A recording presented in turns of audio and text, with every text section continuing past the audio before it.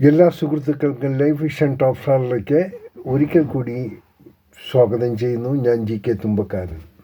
ഒരു പഴഞ്ചൊല്ലുണ്ട്, കൊടുത്താൽ കൊല്ലത്തും കിട്ടും. വലിയൊരു പഴഞ്ചൊല്ലാണ്, വലിയൊരു അർത്ഥവും ഇതിൻ്റെ പിന്നിലുണ്ട്. എന്താണ് കൊടുത്താൽ കൊല്ലത്തും കിട്ടും എന്നുള്ള ഒരു കോൺസെപ്റ്റ്, അതിനെ ബേസ് ചെയ്തിട്ട് ഞാൻ പറയുന്നത്, ഇത് നമ്മുടെ ഇന്നത്തെ ലണ്ടനിലെ സാഹചര്യത്തെക്കുറിച്ചാണ്. നമുക്കറിയാം, ഇപ്പോൾ ലണ്ടൻ അശാന്തി എന്നതിലേക്ക് നീങ്ങിക്കൊണ്ടിരിക്കുകയാണ്. ശരിക്കും അശാന്തിയാണ്. കാരണം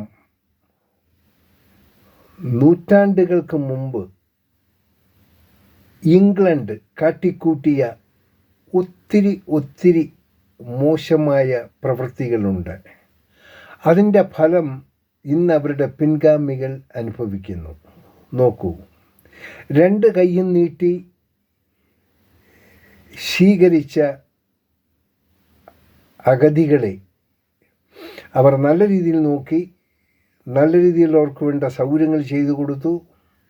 അതിൻ്റെ തുടർച്ചയായി ലോകത്തിൻ്റെ നാനാഭാഗങ്ങളിൽ നിന്നും പലരും ലണ്ടൻ ലക്ഷ്യമായി യാത്രിച്ചു. പല പടവുകളിലും പല മറ്റു രീതികളിലും കൂടെ അവരെ എത്തി.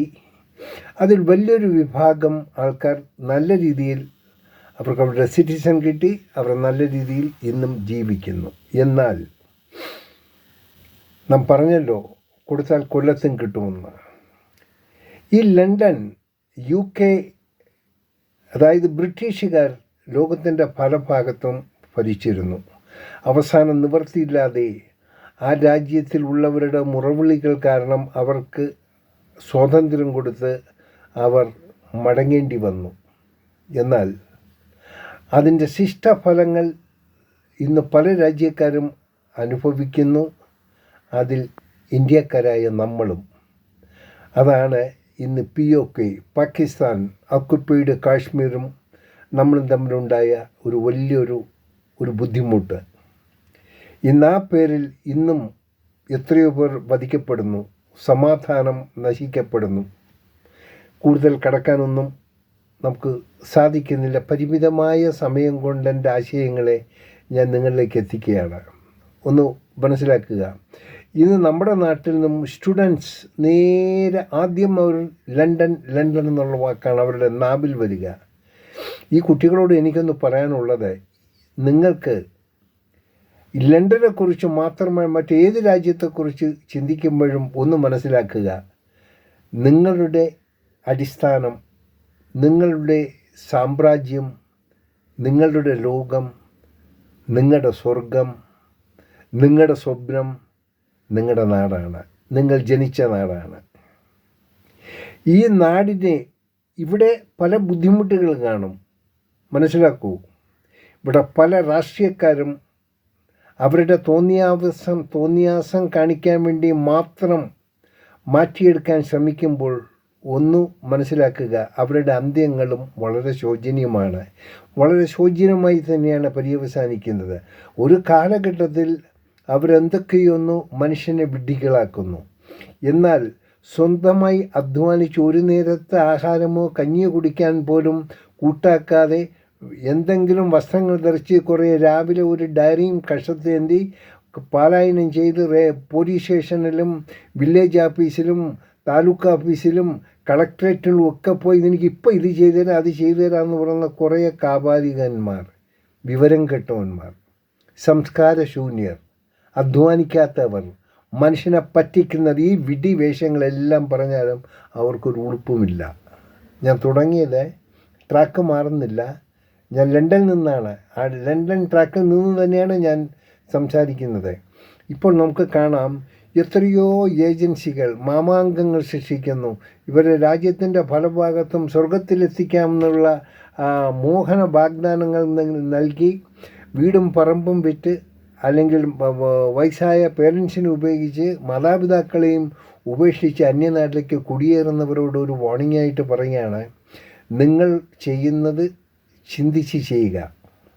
നിങ്ങൾ പഠിക്കാൻ പോകണമെങ്കിൽ നിങ്ങളുടെ വിദ്യാഭ്യാസം നിങ്ങളുടെ നാട്ടിലേക്ക് തിരിച്ചെത്തുക. ആ ഒരു മൈൻഡോട് കൂടി നിങ്ങൾ പോകുക. ഓക്കെ, പുറം രാജ്യങ്ങളിൽ പോയാൽ നിങ്ങൾക്ക് ടെക്നോളജി പഠിക്കാം, ഭാഷ പഠിക്കാം, ഒക്കെ പഠിക്കാം. എങ്കിൽ തന്നെ നിങ്ങളൊന്നും മനസ്സിലാക്കാം. ഫ്രാൻസിൽ ചെന്നാൽ ഫ്രാൻസുകാർ ഇംഗ്ലീഷ് അറിയാമെങ്കിലും അവർ ഇംഗ്ലീഷ് സംസാരിക്കില്ല, ഒരു ഫ്രാൻസേ പറയൂ. സ്പെയിനിൽ ചെന്നാൽ അവർ സ്പാനിഷേ സംസാരിക്കും, ഇംഗ്ലീഷ് അറിയാമെങ്കിലും. എന്തിന്? ജർമ്മനിയിൽ ചെന്നാൽ ജർമ്മനിയെ സംസാരിക്കൂ. എന്തുകൊണ്ട് ഇന്ത്യയിൽ നമ്മുടെ മാതൃഭാഷയോ അല്ലെങ്കിൽ ഹിന്ദിയോ ഒക്കെ പഠിക്കാൻ സാധിക്കുന്നില്ല? തെറ്റല്ലേ? തെറ്റായ ധാരണയല്ലേ? സോ എല്ലാ പഠിക്കാൻ പോണ വിദ്യാർത്ഥികളോടും പറയുന്നു, നിങ്ങളൊന്ന് ലണ്ടനിലേക്ക് തിരിഞ്ഞു നോക്കുക. അവിടെ എന്താ സംഭവിക്കാം? ഇപ്പം രക്തരൂഷിതമായ ഒരു സാഹചര്യമാണ്. അതായത് നിയമപാലകരെ വരെ ഉപദ്രവിക്കുന്ന ഒരു നിലയിലെത്തിക്കഴിഞ്ഞു. കാരണം അവിടെയെല്ലാം പാപത്തിൻ്റെ വിത്തുകൾ പാകുന്ന ആൾക്കാരാണ്. ഇന്ന് സ്വന്തം നാട്ടിൽ ജീവിക്കാൻ വയ്യാത്തൊരവസ്ഥ ഇംഗ്ലീഷുകാർക്ക് വന്നിരിക്കുന്നു. എന്തുകൊണ്ട്? അവർ കാണിച്ചതിൻ്റെ ഫലം. ഈ ഫലം അവർക്ക് മാത്രമല്ല, നാം കാണിച്ചാൽ നമുക്കത് തന്നെയാണ് ലഭിക്കാൻ പോണത്.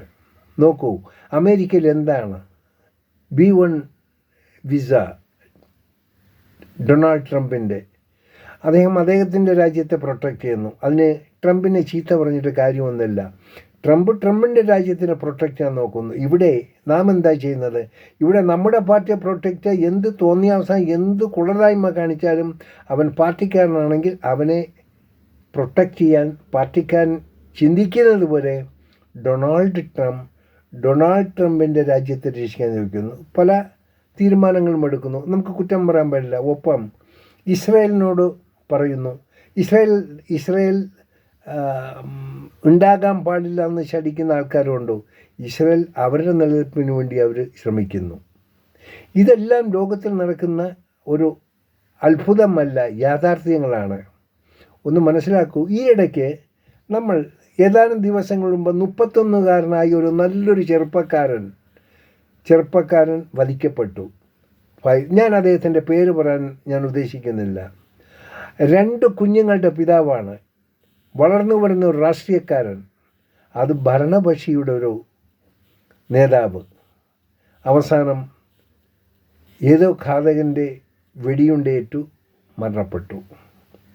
അദ്ദേഹത്തിൻ്റെ ഭാര്യ പരസ്യമായി തുറന്ന സ്റ്റേജിൽ വന്ന് പറഞ്ഞു, ആ ഘാതകനോട് ഞാൻ ക്ഷമിച്ചിരിക്കുന്നു. ഈ ലോകത്തിൽ ഇങ്ങനെ ഒന്ന് സംഭവിക്കുമോ കരുതുന്നുണ്ടോ? വാളെടുത്താൽ എന്താ പറയുന്നത്, ചതിക്കാം, ഒന്നൊന്നു തകർക്കാൻ വേണ്ടി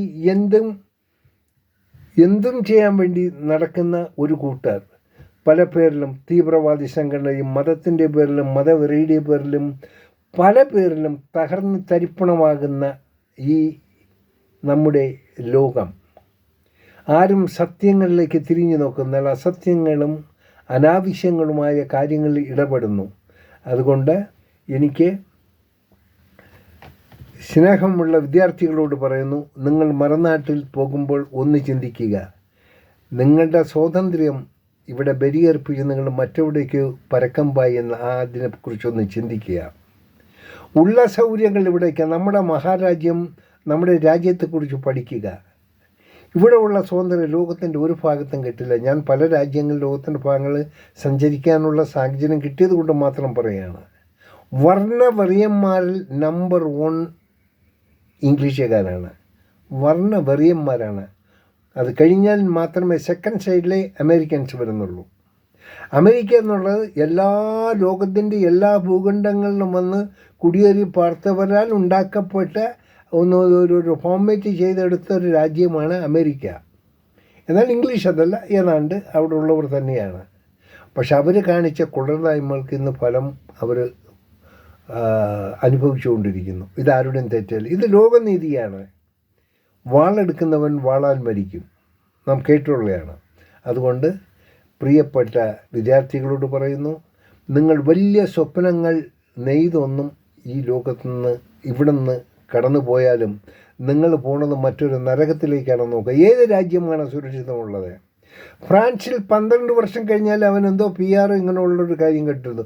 ജർമ്മൻ ഇനി അത് ഓരോ രാജ്യങ്ങളെടുത്ത് പറയേണ്ട എല്ലാ രാജ്യങ്ങളും അവരുടെ സുരക്ഷിതത്വമാണ് നോക്കുന്നത്. ആൾക്കാരെ അവർ വെൽക്കം ചെയ്യും.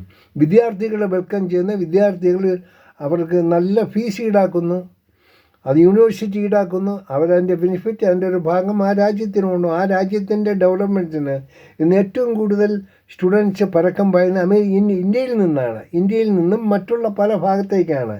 എന്തിനാണ് ഈ പരക്കം പാഞ്ഞ് പോണത്? ഇവിടെ വിദ്യാഭ്യാസമില്ല. പക്ഷേ ഇവിടെ ഡിസ്റ്റർബൻസാണ് നമ്മുടെ പൊളിറ്റീഷ്യൻ. ആ പൊളിറ്റിക്കൽ വിങ്ങിലുള്ളവർ ഈ പാവം പിടിച്ച മനുഷ്യനെ കൂടെ തല്ലിപ്പിച്ച് അവരെ മനഃപൂർവ്വം നശിപ്പിച്ച് തകർന്ന് തരിപ്പണമാക്കി അവരുടെ ചില കാര്യങ്ങൾ കാര്യസാധ്യത്തിന് വേണ്ടി നമ്മൾ ഉപയോഗിക്കുന്നു. പാവം പിടിച്ച വിദ്യാർത്ഥികൾ ഉപയോഗിക്കുന്നു. അവരെ നാട്ടിൽ നിന്നും ആടിപ്പായിക്കുന്നു. വീടുകളിൽ ആരുമില്ലാതാകുന്ന ഇനി കുറച്ച് നാൾ കഴിയുമ്പോൾ ഇതൊരു ശ്മശാന ഭൂമിയായിട്ട് മാറും. ഈ വീടുകളിൽ ആൾ താമസം ഇല്ലാതെ വരും. നിങ്ങൾ മറുനാട്ടിൽ എങ്ങനെ നിങ്ങൾ അഗതികളാണ്. നിങ്ങൾ എത്ര വിസ എടുത്തു പോയാലും നിങ്ങൾ അന്യരാണ്. ചെറിയൊരു ഉദാഹരണം പറയാം. നമ്മുടെ നാട്ടിൽ തന്നെ ഒരു അന്യ സ്റ്റേറ്റിൽ വന്നാൽ നമുക്ക് അവനെ പറയുന്നത് എന്താണോ, അവൻ്റെ പേരല്ല പറഞ്ഞത്, അവൻ ഇന്ന നാട്ടുകാരനെന്ന് പറഞ്ഞ് അധിക്ഷേപിക്കുകയാണ്. ഈ അധിക്ഷേപം തന്നെയാണ് മറുനാട്ടിൽ. പക്ഷേ എങ്കിലും ഇത് ഇന്ത്യയാണ്. ഇന്ത്യക്ക് നമ്മുടെ ഒരു ഫ്രീഡമുണ്ട്. നമുക്ക് എവിടെയും ട്രാവൽ ചെയ്യാം. സ്റ്റേറ്റ് ടു സ്റ്റേറ്റ് എവരെയും വി ആർ ഫ്രീ പീപ്പിൾ. അതുകൊണ്ട് യാഥാർത്ഥ്യങ്ങളെ മനസ്സിലാക്കാൻ ശ്രമിക്കുക. വിദ്യാർത്ഥികളോട് പറയുന്നു, യാഥാർത്ഥ്യങ്ങൾ മനസ്സിലാക്കാൻ സാധിക്കുക. ഈ പുറം രാജ്യങ്ങൾ പഠിക്കാമെന്നുള്ള ആ ഒരു ഇത് ഒന്ന് ചിന്തിക്കുക. നല്ല രീതിയിൽ ചിന്തിച്ചിട്ട് ഒരു തീരുമാനമെടുക്കുക. നിങ്ങൾ പോകാം, ബട്ട് നിങ്ങളുടെ പഠിത്തം കഴിഞ്ഞാൽ നിങ്ങളുടെ മാതൃരാജ്യത്തിലേക്ക് വരണം. ഇവിടെ വന്ന് നിങ്ങളുടെ ശക്തി, നിങ്ങളുടെ ബോഡികൾ, നിങ്ങളുടെ സർവീസ്, നിങ്ങളുടെ ഇതെല്ലാം നിങ്ങൾ വിനിയോഗിക്കേണ്ടത് നിങ്ങളുടെ സ്വന്തം നാട്ടിലായിരിക്കണം, നിങ്ങളുടെ സ്വന്തം സ്ഥലത്തായിരിക്കണം, നിങ്ങളുടെ സ്വന്തം രാജ്യത്തായിരിക്കണം. എല്ലാവരോടും ഒരിക്കൽ കൂടി പറയുന്നു, എന്ത് ചെയ്താലും ഒന്ന് ചിന്തിച്ച് മുന്നേറുക. ഈ ബാങ്കിൽ നിന്ന് ഹ്യൂജ് ലോൺ എടുത്തിട്ട് ബാങ്കുകാരെ പുഷ്ടിപ്പെടുത്താനാണ് നിങ്ങൾ ആഗ്രഹിക്കുന്നതെങ്കിൽ അങ്ങനെയും ആകാം. ഇനി ഒരിക്കൽ കൂടി ഒരു കാര്യം കൂടി ഓർമ്മിപ്പിക്കുന്നു, ഒന്നും നമുക്ക് സ്വന്തമല്ല ഈ ലോകത്ത്. സ്വന്തമെന്ന് അവസാനം പറയാനുള്ളത് നമ്മുടെ സ്വന്തം നാട് തന്നെ ആയിരിക്കും. കാണാം വീണ്ടും മറ്റൊരു വീഡിയോയിലൂടെ. Thank you.